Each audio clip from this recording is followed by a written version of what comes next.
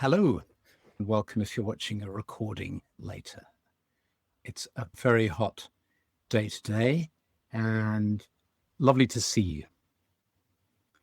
How are you feeling? It's so hot here. It's unbelievably hot.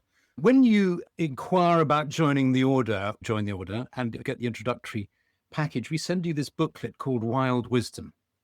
There's a poem in there that I just feel moved to read to you. I'm sitting here thinking, this is the mood I'm in. You do not have to be good. You do not have to walk on your knees for 100 miles through the desert, repenting. You only have to let the soft animal of your body love what it loves. Tell me about despair, yours, and I will tell you mine. Meanwhile, the world goes on. Meanwhile, the sun and the clear pebbles of the rain are moving across the landscapes, over the prairies and the deep trees, the mountains and the rivers. Meanwhile, the wild geese, high in the clean blue air, are heading home again. Whoever you are, no matter how lonely, the world offers itself to your imagination, calls to you like the wild geese, harsh and exciting, over and over, announcing your place in the family of things. I just love that poem. And one of the reasons why it echoes for me, I think, how I'm feeling now is that line where it says, tell me about despair, yours, and I will tell you mine. And of course, now, as so often happens, world events are so sad. You look around at the state of the world, and despair is what I feel, most people feel. It's good to recognize that, and it's good to share it. When it says, tell me about despair, yours, the kind of despair you're experiencing, I will tell you mine. There's this idea of sharing in there. And at the same time, there's this line that goes afterwards, which is why I think it's so interesting. It says, meanwhile, the world goes on. When I close my eyes and I tune in to what's happening in the world, I can feel the sadness.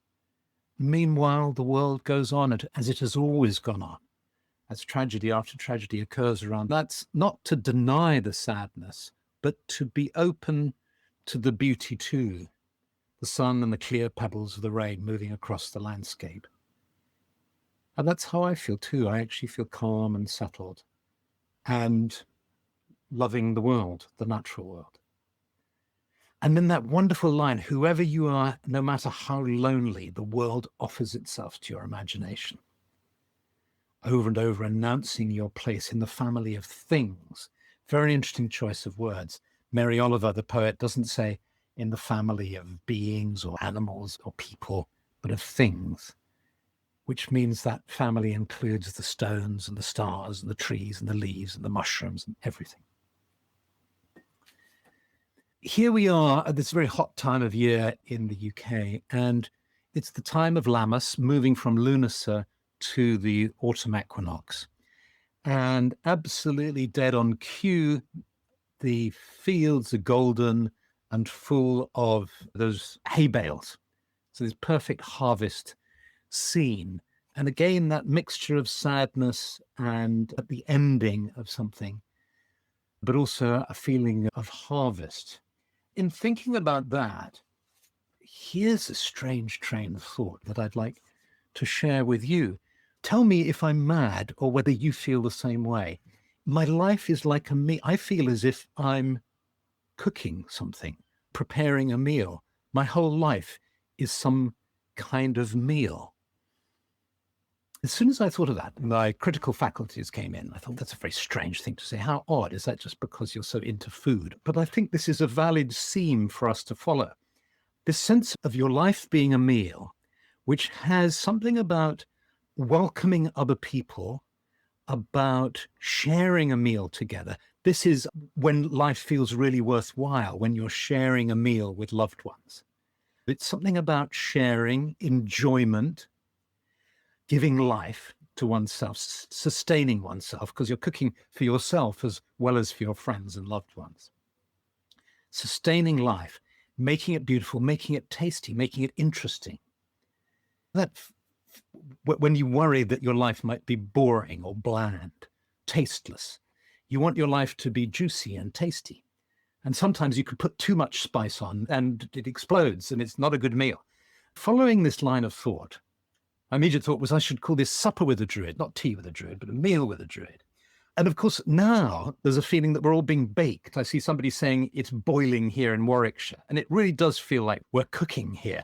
In fact, it's a phrase used in the psychotherapy business. When you're training or working with somebody, have you sufficiently processed the material within you? I think it's used amongst trainee therapists between each other rather than with clients. A client might be surprised if you asked if they were cooked. And of course, we have the colloquialism, you're making a meal out of this. And somebody is, what are they doing? Why do we say that? It's when somebody seems to be being self-indulgent and they're overplaying their hand, they're banging on too much about whatever upset is going on for them or whatever things are going on in their lives. You're making a meal out of this. Slow down. The positive side of it is feasting. There's something about feasting here. I always think that I'm a bit crazy and that my thoughts aren't profound enough. I suppose that's the critic in me. I will take a train of thought, follow it, get very enthusiastic, and then suddenly doubt. But of course, this train of thought is valid because it brings us to the ideas which lead us to the heart of the mysteries where the God is eaten. We know that particularly in the Christian tradition, where the Mass and the doctrine of transubstantiation says that when you take this little bit of bread or wafer and wine, it is actually flesh and blood, which can seem a very odd idea indeed, as if we're being cannibals, eating somebody, or being vampires, drinking somebody's blood. But we don't think that. Usually it uplifts people who are Christians. And even if people aren't Christians, maybe they sometimes partake of feasts, or in other contexts. In Wiccan ceremonies, we have the cakes and the wine and so on. Ceremonies too, we have feasts. So feasting is a big part of Druidry. And of course, we think about the 8 feasts in the year that go around. There's the feast of the solstices and equinoxes, etc. And not in all of them, but in a good deal of them, drink or food will be consumed. We're used to thinking of a festival as being a feast time outside of us. But I think the invitation here is to ask what it means if the feast is you. What if you're the meal? What if your life is the festival? Your whole life is a festival. I think this helps me understand why my mother at 97 still says every so often when I see her, I think I'm making progress, Phil. That's what she says. I think I'm making progress, which I find very endearing. Because what I said, progress about what? But I know what she means. She's making a meal out of her life. And here's the thing about meals. They're transient. You finish them. They're over. How come we don't get upset when friends invite us to a dinner? How come we don't say, oh my God, this is terrible? Because why are you saying that? Because it's 7 o'clock now. By 10, 11 o'clock, the meal will be finished and we'll be going home. But we don't say that because we enter into the moment.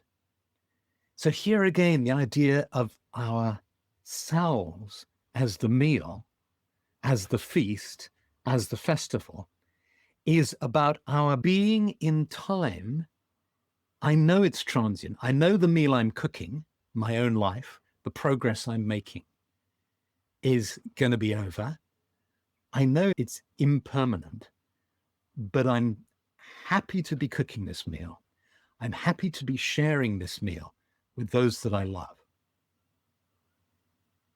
And it brings me life, and hopefully it brings life to other people as well, which is what we do when we communicate with each other. When we share our lives, we bring each other life in this way. What an odd idea. So there. Does this make sense? Have I gone mad? Has the heat got to my brain? And or is this meaning something? Question then comes, if your life is making the meal, if you are the meal, who's the cook? Who's making it? In that question, we go to the famous moment in meditation where you go from being at one with your thoughts or connecting with your breathing to the position of the observer or the witness.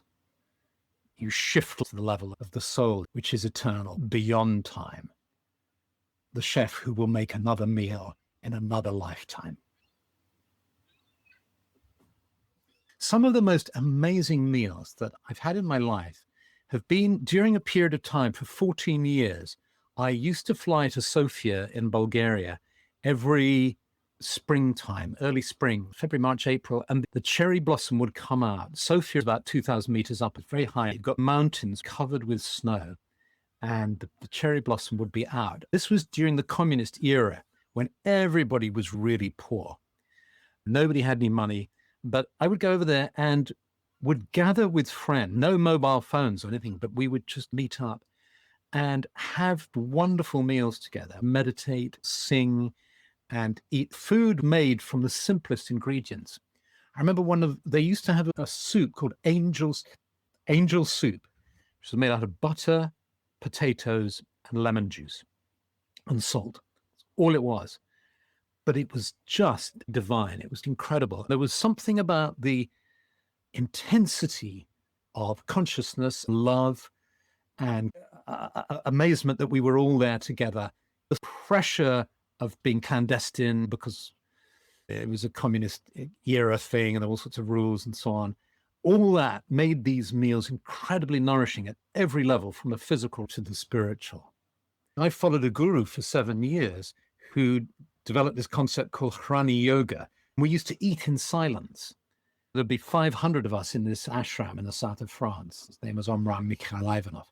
And we would eat in absolute silence. And you would get incredibly high with it.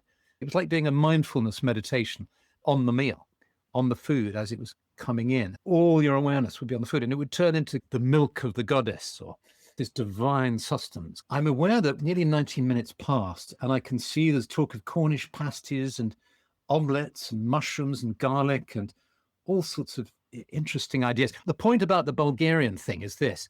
We're living through this time of world crisis in so many ways. And one of the things that I think it's doing for us is it's making us value the small things. You risk, it's definitely in our lives, with our daughter Sophie and her boyfriend Adam, to have a meal in a local pub in the garden.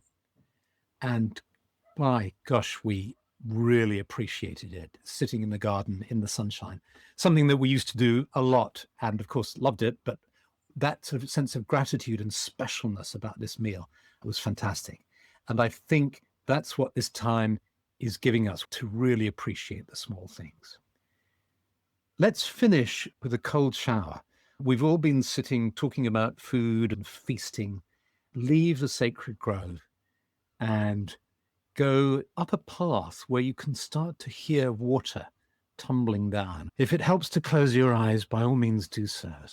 And take this path into the forest until there's a clearing. You see the most beautiful pool of crystal clear water, and there's a waterfall at the end.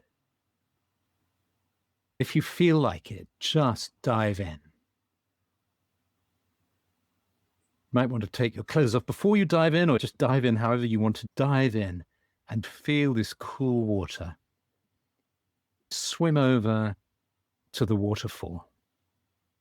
You'll find the ledge at just the right height. So you can stand up and walk gently into the waterfall. It's like being in a cold shower. And you can feel all this cold water pouring over you, cooling you down and refreshing you, making your aura glow and tingle with vitality and life.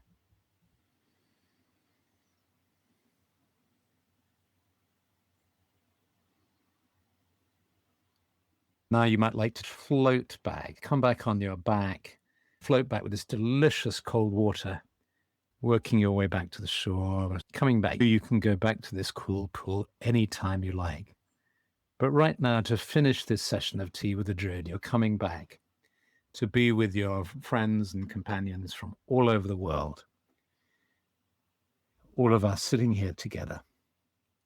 And gradually let go of these images and just become aware of being seated in front of your screen or tablet, fully present here and now.